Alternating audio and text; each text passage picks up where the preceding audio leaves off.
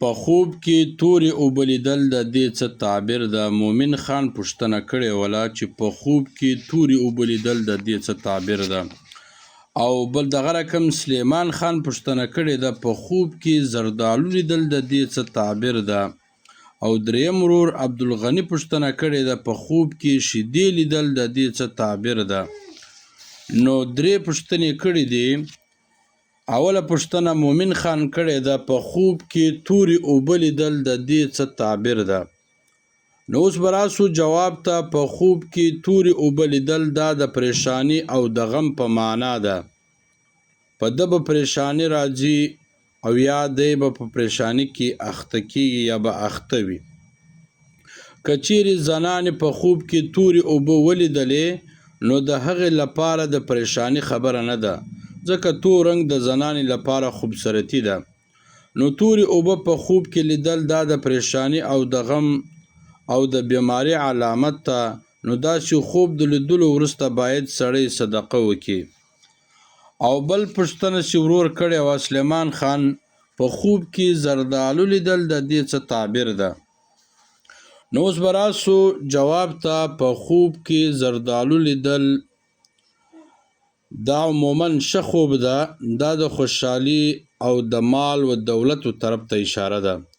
که چیرې دا زردالو پوخ وي او خوږ وي نو دا ښه خوب ده.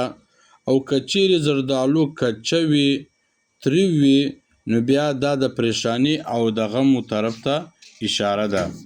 دغه رقم دریم ورور پوښتنه کړې وه عبدالغني ورور پوښتنه کړې وه په خوب کې شیدې لیدل د دې څه تعبیر ده. د حدیث مبارک په روشني کې د شیدو تعبیر د علم سره کړی ده. په خوب کې شیدې لیدل یا چښل دا به په حلاله طریقه سره مال و دولت ترلاسه کړي او دا د خوشحالي او د برکتو طرف ته اشاره ده. او که چیرې خرابې شیدې او بدبودارې شیدې دي په خوب یې ولیدلې هغه شیدې خرابې وي بدبودارې وي نو دا د څښلې نو دا د نقصان و طرف ته اشاره ده او د حرام مال د جمع کېدو طرف ته اشاره ده. اوس یو سړی شیدې په خوب ویني صفا شیدې وي خوږې شیدې وي یا صفا وي نو دا شیدې پاکې وي دی څښي. نو د دې تعبیر دا ده چې په حلاله طریقه سره به مال و دولت ترلاسه کړي او برکت او خوشحالي به ترلاسه کړي.